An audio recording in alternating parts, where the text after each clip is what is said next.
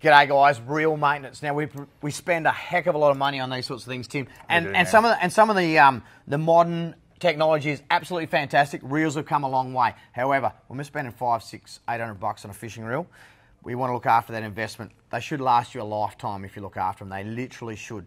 First things first, when we get home from any fishing trip, whether we're caught fish or not, just whether we've been out in the elements, there is still one major way that gives, I reckon, 80 or 90% reel protection. See it all the time, yeah.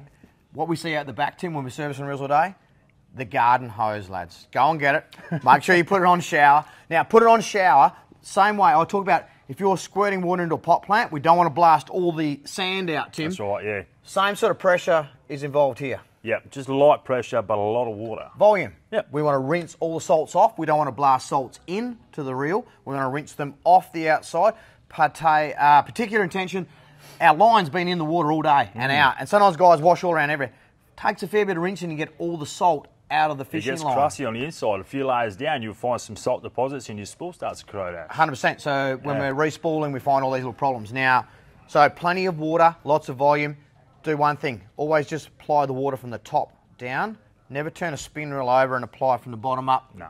Water can cause problems. You're probably going to push salt back into the reel by doing that. We'll show you how to do that in a minute when we take this one apart. Plenty of water from the top. Leave your drag on before you apply the garden hose. You're going to make sure that no water gets into our drag, gets any further deep into the reel, and you can hose that off with lots of volume and not too much pressure, lots of volume for 2 or 3 minutes. If you're packing it up, you've been Exmouth for a couple of weeks, have copped a flogging. Hey, some guys chow with their reels, mate, so that's their preference, but a little bit of, And do this when we never put them in a bucket of water. No. It buggers them up. Reels aren't 100% waterproof as people would believe. So never put them in a bucket of water except for one exception. If your reel ends up in salt water, take it out of the salt water, wash it as much as you can, and if you feel like you need to, drop it into a bucket of water and bring it into a service centre like we can do here. That's right, and we'll take care of the rest, because water is fine inside a reel until you go to use it. Salt water is not fine inside a reel at any time. So at least being in fresh water, we want to take it out, we're going to clean it, we're going to take all those old greases and oils out, which are now full of salt. If you dunk your reel, just dilute that salt. Dilute the salt. Yep. Keep it as salt-free as you can and get it to someone as soon as you can, because we need to get that open as soon as we can. Takes no time for it to start doing bad things to a reel, We've got home from a fishing trip. We've given that a good wash down, hosed all the salts off. We're going to give it a shake, put it inside to dry, keep it out of the direct sun. Yep. Back the drag pressure off just a fraction.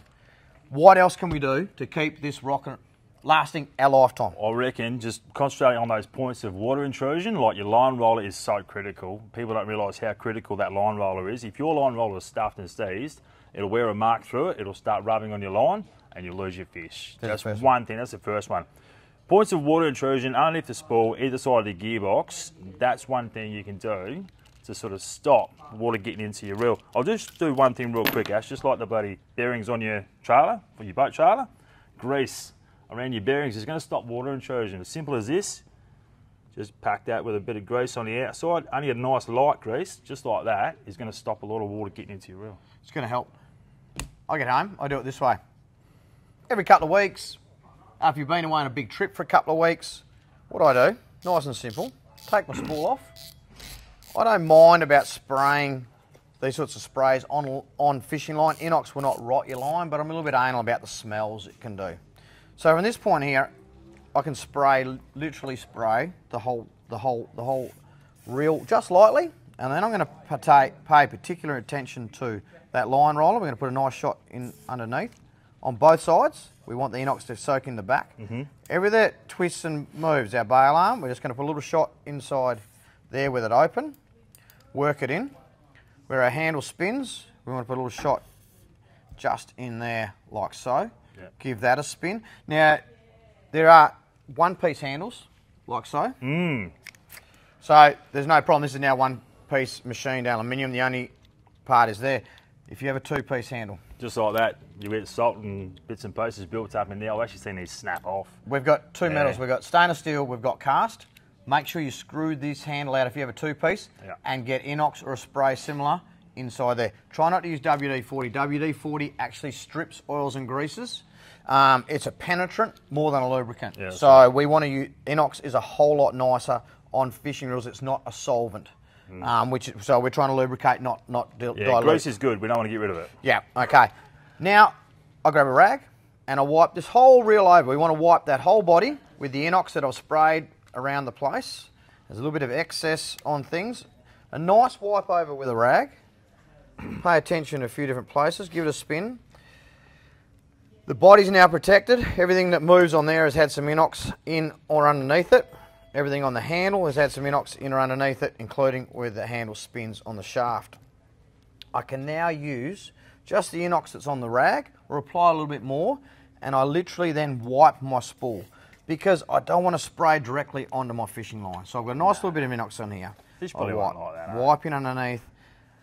The inox won't necessarily rot the line, but I don't like smells on my fishing line. Broom fishermen and those that when fish are a bit fussy would totally understand. I give it all a nice wipe. Everything there that is exposed metal, I can give a wipe. I simply put all this back together. When I slip it back together, make sure we don't apply drag pressure. We don't want those drag washers loaded up while it's sitting in the cupboard. So sometimes we get a couple of months, we don't want to be not fishing that long, but it just happens. Keep that drag nice and light. Pop your handle back in. Wipe the acids off, your fingerprints off, and that reel can now sit in the cupboard like that. And when you pull it out, it's going to feel just like new. Just like new, and they get stored for too long and they just come out horrible. That's it. There's a few other bits and pieces you can do. That had a sealed main shaft underneath the spool. This one doesn't really have one. A little bit of a dab of grease on that main shaft will act like a seal and stop water from getting in there. That's it. And some other reels have, like a bait runner like this, have a few other little bits and pieces, and the contact point where that bait runner activates just, gets corrosion all the time, so a bit of a spray on that. More spray. Is going to work really well. Yeah. Just on there like that. Click it over a few times. I've seen so many of those get replaced because of the corrosion, hey? They do. Yeah. Pay particular attention with bait runners, especially down the beach on the bottom end of this reel. Don't turn it upside down when you're same thing, but just get the hose in underneath there, light, just make sure the salts are rinsed out from anywhere underneath, and sand when we're down the beach. Yep. The sand is full of salt and silica, all those yucky things. Do all that and your reel's going to last you more than a lifetime. You better hand it on down to the generations. Stay tuned because we're going to show you how to pop your drag stack out of your spool and keep that maintained to help avoid that sticky drag situation. Absolutely.